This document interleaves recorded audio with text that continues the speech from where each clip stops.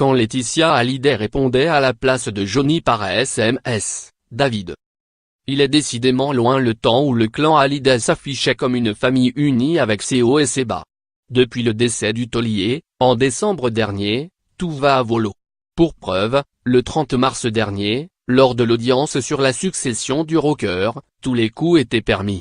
L'avocat de Laetitia, maître Ardavan Amir Aslani, n'a pas hésité à rappeler le passage de Laura Asmeh à l'hôpital psychiatrique de Sainte-Anne. Si ni Laura et David ni la veuve de Johnny, restée à Los Angeles, n'étaient présents, cette déclaration, jugée inutile pour le dossier par la présidente de la Cour, semble résonner comme une déclaration de guerre entre les deux parties. Pourtant, à en croire un proche des Hallyday, cela faisait bien longtemps que la guerre était déclarée entre Laetitia et les aînés du rocker. Comme l'explique cette source au magazine Voici, si David et Laura se sont éloignés de leur père, ce serait en grande partie à cause de leur belle-mère.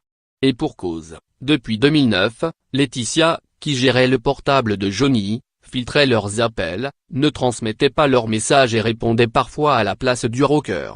Et du coup, ils ne savaient jamais si c'était bien leur père qui leur répondait.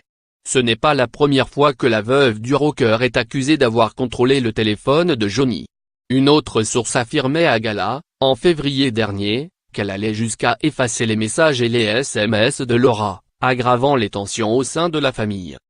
Les relations entre Laetitia et ceux qui demandent un droit de regard sur l'album posthume de Johnny étaient si explosives que ces derniers préféraient éviter tout contact avec elle, quitte à ne plus voir leur père.